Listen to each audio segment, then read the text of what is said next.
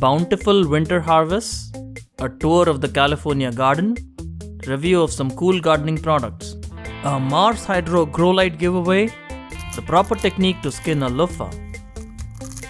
All this and a lot more in today's episode of California Gardening.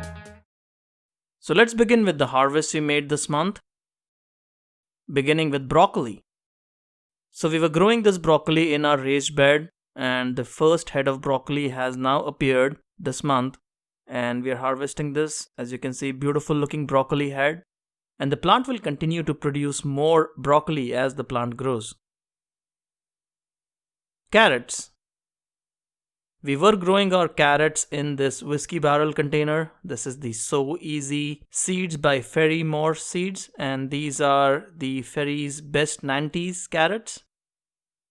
We planted a lot of these carrots in this one whiskey barrel container, and you can see that the germination rate is not perfect. There are a lot of seeds that did not germinate, but for those that did germinate, we are getting quite good sized carrots now. Now carrots need about 60 to 90 days to grow and produce a good sized root. So they do take some time, so you have to be patient with them. But once you harvest your homegrown carrots, they are absolutely delicious, very sweet and very nice. And here is our harvest. As you can see, it looks quite nice. And after washing them, they look even more beautiful. Very delicious, crunchy carrots, easily grown in your home garden. And now let's move on to cauliflower. We started harvesting our cauliflower from our raised bed. And you can see here, the first cauliflower that we got, it wasn't a huge head, but still pretty usable, very well formed head. And the second one that we harvested was slightly bigger. And each cauliflower head size will be different. You may get some very small heads or very large heads, just depending on how much sunlight the plant gets and how many nutrients are present in the soil for it to produce some good sized cauliflower. And this second cauliflower, as you can see, is much larger, very beautiful looking cauliflower head, absolutely delicious and crunchy. And we harvested one more, this one also on the raised bed. As you can see, this is also a very good looking cauliflower head. And we have several more coming up, so it's going to be an interesting harvest season. Fenugreek. We were growing our fenugreek plants in an aluminum baking tray, and I've demonstrated this technique in one of my prior videos where all you do is take two baking trays, have holes in one and not in the other, and fill up the baking tray that has the holes with some good quality potting mix, and then sow your seeds. And these are seeds just bought from the grocery store, and they yield quite good looking fenugreek, as you can see, and they grow pretty fast. It just takes about 30 days or so for this fenugreek to mature completely. Kohlrabi. One of my favorite vegetables to grow in the home garden. It's a nice, colorful, delicious vegetable that you can grow in your home garden. Now remember, the more colors a vegetable has, the more vitamins and minerals it has, the more nutritious it is. And this purple kohlrabi is no exception. This is an amazing tasting kohlrabi. Very beautiful looking, and it can be eaten raw or cooked. Either ways, it's a delicious treat. Loofahs. You may have seen us harvesting loofahs in the previous month. And as you can see, the last two ones were the ones that we had kept for maturing so that they dry and can be used as a scrub. So the next step is to remove the skin, and this is how you do it.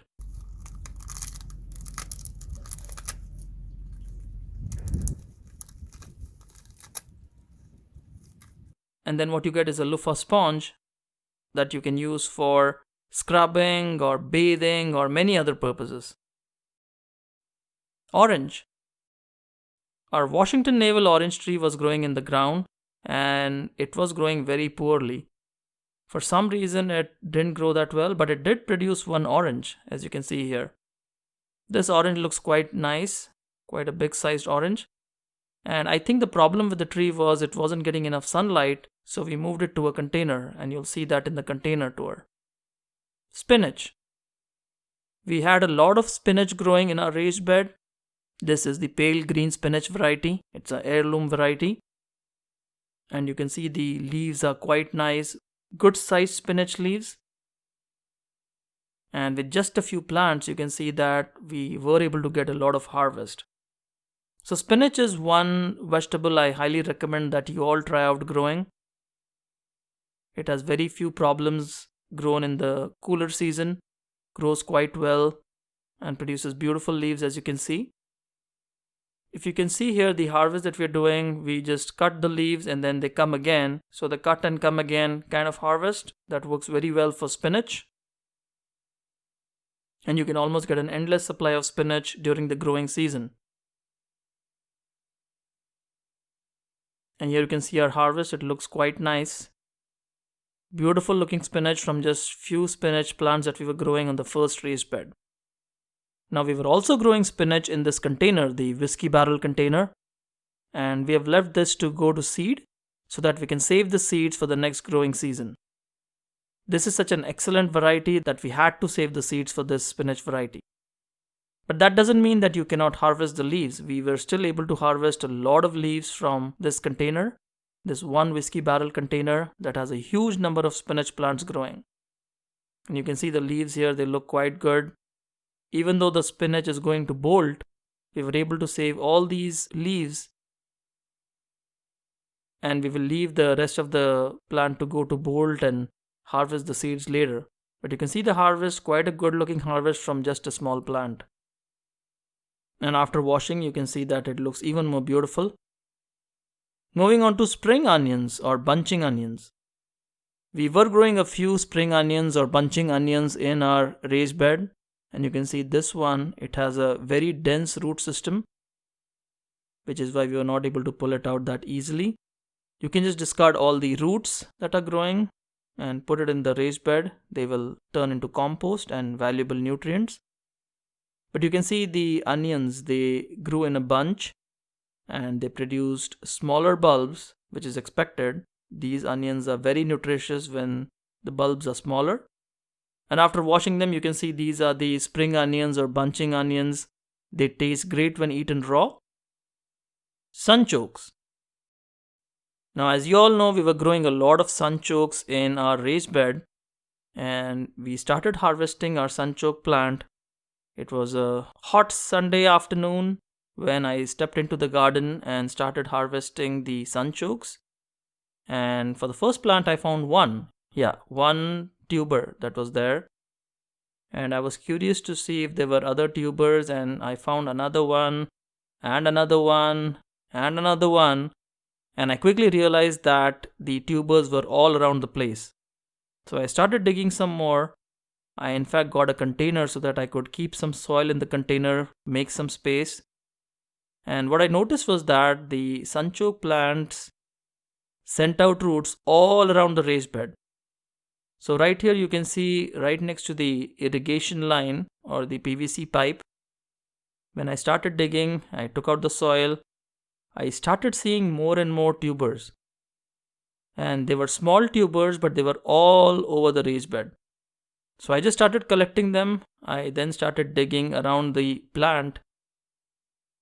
And I tried to see if there were more tubers. And I was finding tubers every few inches. Every few inches I was finding some tubers. And I was collecting them and putting them on the side of the raised bed. And I know someone had mentioned that these sunchoke tubers will be difficult to dig out. And that person is absolutely right. This took a lot of digging to get all the sunchokes out. So I dug out a large area and I thought I was done with the sunchoke harvest. I even took a picture ready to show the harvest to you all. But then I realized that what if the sunchoke sent roots below all these plants that I've planted? Is that a possibility? And sure enough, that was the case. I was seeing sunchoke tubers all along the irrigation pipe all the way to the end. So I had no option but to remove the kohlrabi plants that I had already planted along with their roots, keep them in a secure place, and then continue harvesting the sunchokes. Now the last time I grew sunchokes, it was in a container. It was much easier to harvest all the sunchokes. But in this case, in a raised bed, the sunchokes were everywhere. And I can confidently say that these sunchokes, they've reached below the ivy gourd plant that we had. As you can see, they are quite down under in the soil, which means that they have very extensive root systems. And this was now getting closer to the other sunchoke plant that we had. And we had 3 in all. And just between these 3 plants, the plants had sent out roots all over the raised bed. So yes, it's quite an invasive plant, and I highly recommend that you grow sunchokes only in containers. Now we were lucky that the plant could not go beyond the raised bed, but if you are growing this in the ground, it can get quite invasive. Now the afternoon was done and the sunchokes were laid out on the side of the raised bed, and I thought I'll come back later to harvest the rest. It was getting too hot and it was an unusually hot day for December. And then in the evening I came back. You can see the sunchokes that are harvested, and I started removing the other plant. And once again, I didn't find a lot of tubers around the plant. I just found one. But then as I started digging, I found more and more tubers around the plant. And once again, they were all over the place. Now while I was able to replant all the kohlrabi plants, you can see that there are still some plants here that I had to be careful of. And luckily I haven't planted my 2 ivy gourd plants just yet. I'll be planting them in the next spring season. So I still had a lot of space to dig out the tubers, and this is the 3rd plant. And for the 3rd plant, you can see a lot of tubers were attached right next to the plant. All these beautiful sunchoke tubers. So yeah, sunchokes are very productive plants. They will give you a heavy yield, but I think it's best to grow them in containers. If you grow them on the ground or on raised beds, they just take over the entire area. They'll start sending out roots everywhere. And it's not really been a huge problem for me yet, but I think it's just a better idea to not let the sunchokes plants go crazy. And you can see the harvest now. After harvesting all the tubers, we got about half a tub of these sunchokes, and you need to wash them very well. And even to store them, you can wash them. Sunchokes don't need to have the dirt on for storage. So you just harvest them, dry them, and then store them in the refrigerator. They stay fresh for quite a large number of days. So you can see all the sunchokes that we harvested. The kohlrabis are planted back, the onions are planted back. And after washing, the harvest looks like this, which is quite beautiful and quite nice. And what did we do with our sunchokes? We made some delicious sunchoke soup.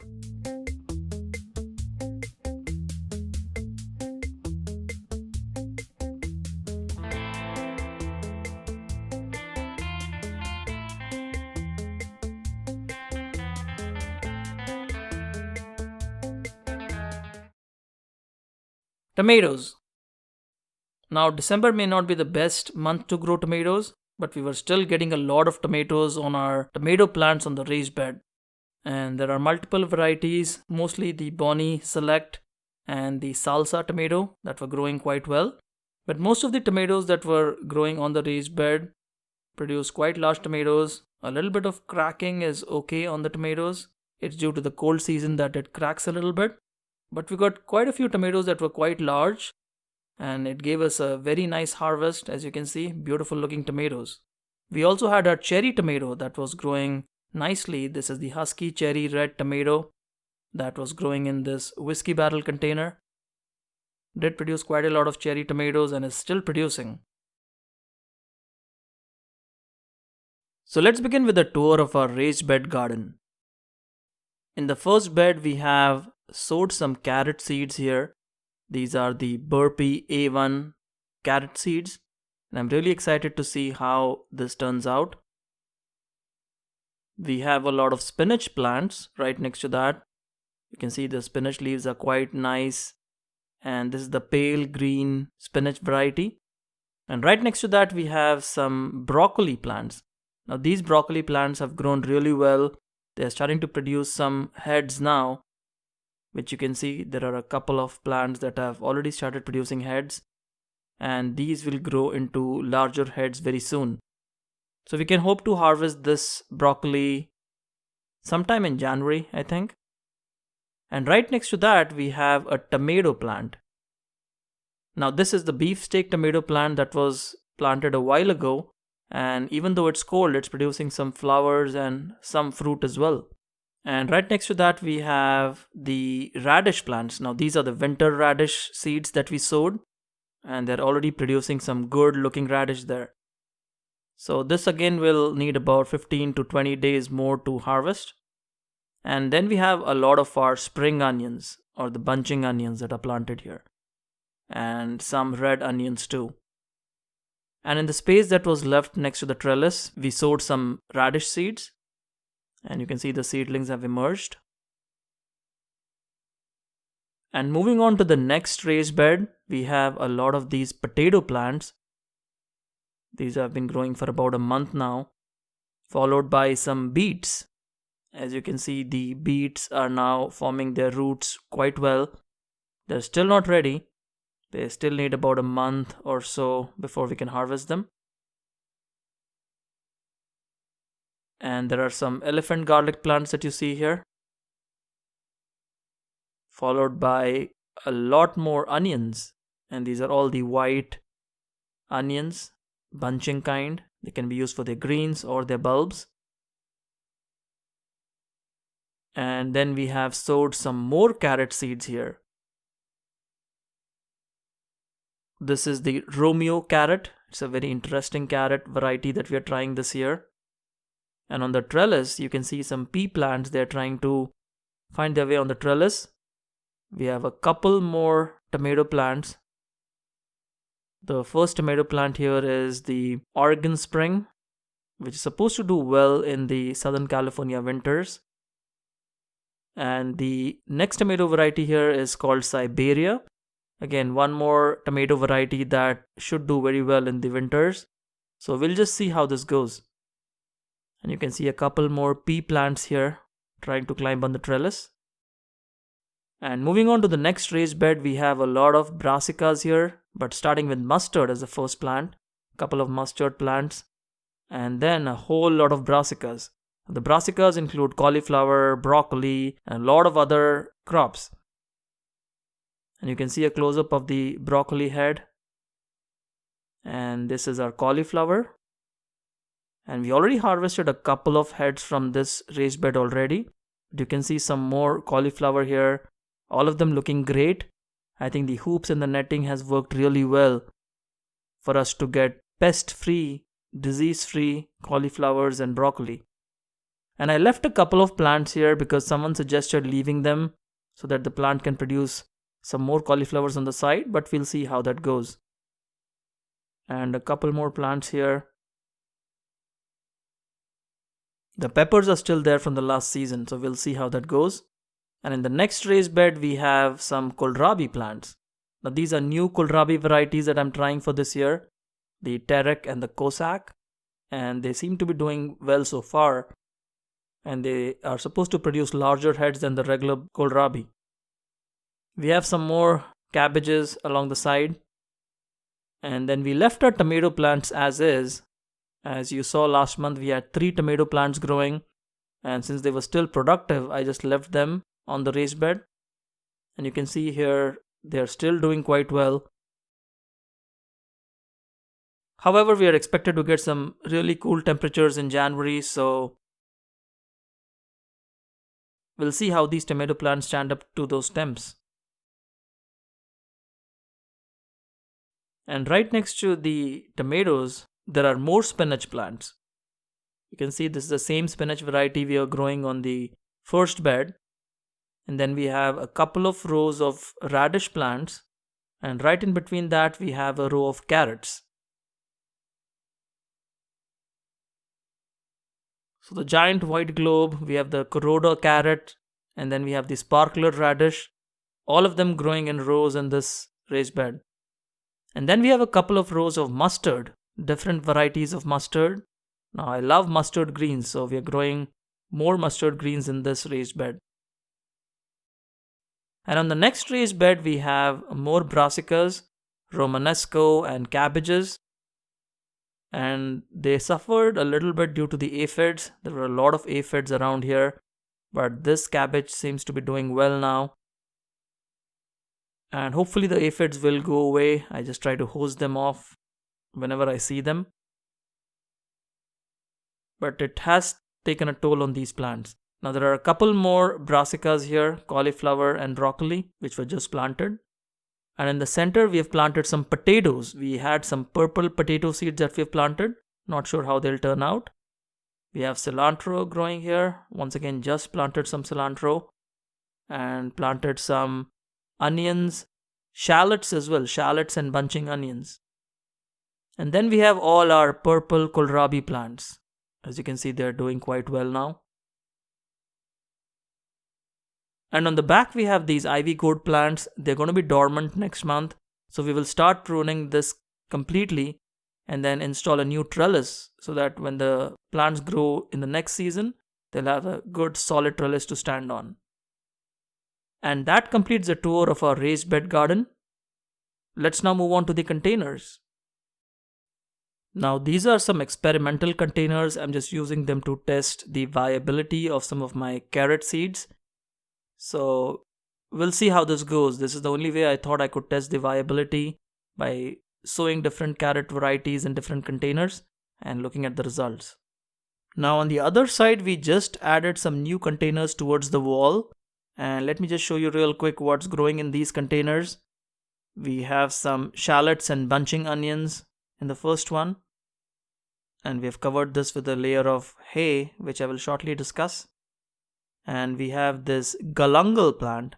Now I've usually not grown galangal. It's very similar to ginger. It's used in Thai soups, but I'm really excited to grow it. We have some cabbages.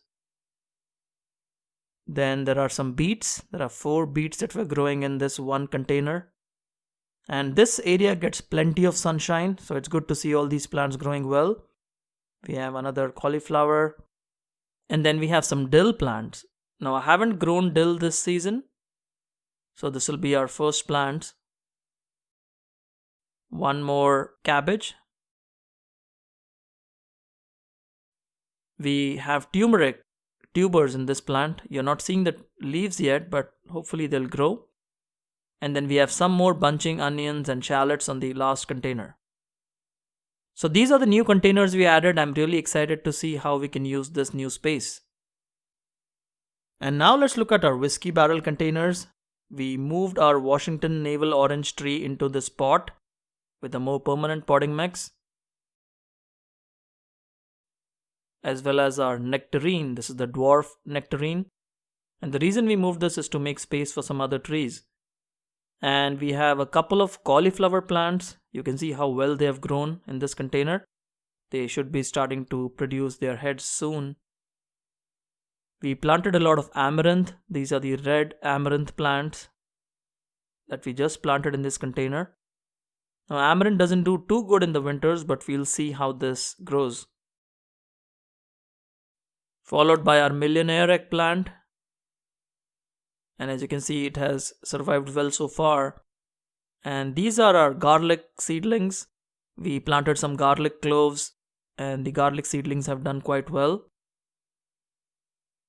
We have some carrots. This is the Kuroda carrot and they're going to be ready for harvest anytime in January. They have started producing some good quality carrots. And then we have our peas plant. We tried once again and this time the pea plants are doing quite well. You can see here the pea plants have started climbing on the trellis. We have some more shallots and bunching onions on the next container. And this is our hyacinth bean plant. You can see that at the end of the season it's not doing too well, but it should hopefully survive the winter and regrow. Our mint plant needs a complete trimming. As you can see here, a lot of dead leaves. And these are our bok choy plants, looking good in the containers. We have 4 more kohlrabi plants. Now this area doesn't get a lot of sunlight, so they're slow growing here, all the plants. And the Malabar spinach, which hasn't been doing too well, we might replace this with some other plant and move the Malabar spinach somewhere else. And these are lab beans. I've been just trying this as an experiment to see how this goes, and the seedlings have emerged. We have 2 more cabbages growing in this container. And we have our cherry tomatoes. This husky cherry red tomato is still producing tomatoes. I can see a lot of flowers, a lot of tomatoes on this plant. So it's doing pretty decent for the winter time. And then we have our black beauty eggplant, which we still kept. And I might trim this a little more this month. And then we have our spinach, the pale green spinach, which has produced buds. And hopefully I'll harvest the seeds soon. And then we have 2 more cauliflower plants, both growing in this container, doing quite good now. We just added a new bear's lime tree. You can see the dwarf bear's lime to get some limes. We have our curry leaf tree, which is a little dormant now as it's winter, but still has some seeds left, which I might just use and grow some plants from. This is our pineapple guava tree, which is growing in this container now. And our Java plum tree, which is also doing quite well. And that concludes the tour of our containers. In the gardening product section, today we will look at the progress on the Mars Hydro LED grow lights. If you remember, we reviewed this LED grow light in our previous monthly episode, and we are growing a lot of cilantro and some bok choy under these grow lights to test its performance. And overall the plants grew very well over a 1-month period. The light wasn't too hot to burn the plants, and the intensity of the light was enough for the plants to get all the nutrients they need from this grow light. And overall you can see that the leaves are quite big and nice. So let's start harvesting some cilantro from this container that was placed under this grow light. And I'll provide a link to this container as well in the video description. It's a great container to grow a lot of plants. But you can see the cilantro, it's quite healthy. The leaves have grown quite well, quite nice. And we use a lot of cilantro, so it was great to use this grow light to grow cilantro and get this harvest. And you can look at the harvest, it looks quite good. Beautiful looking cilantro. And moving on to our bok choy harvest. Now we are growing bok choy for the first time this year. As you might have seen in our videos, we usually don't grow a lot of bok choy. But it was a pleasure to grow this vegetable at home because the leaves are absolutely delicious. Now you can cook bok choy leaves by stir frying them with broth and garlic and ginger, or use a stir fry sauce, and the flavor is very nice. So I usually add different vegetables like bok choy and carrots and onions and broccoli and cauliflower and then stir fry them. And the bok choy leaves add a very unique flavor. They're also very delicious. And you can look at this harvest. These bok choy leaves are quite big and quite amazing. So overall the Mars Hydro Grow Light did quite well to grow our plants indoors. And I'll provide more information on how to order this product and put some links in the video description and in the comments below. Now we are giving away a Mars Hydro Grow Light, the one that you see on your screen. And to enter the giveaway, all you need to do is follow the instructions on your screen. And you'll automatically be entered to win this wonderful Mars Hydro Grow Light. And you can find all information about Mars Hydro Grow Lights on their website. They have a lot of different models of grow lights that you can buy. And if you have any more questions, please make sure you put them in the comments box below. And now for some bonus content.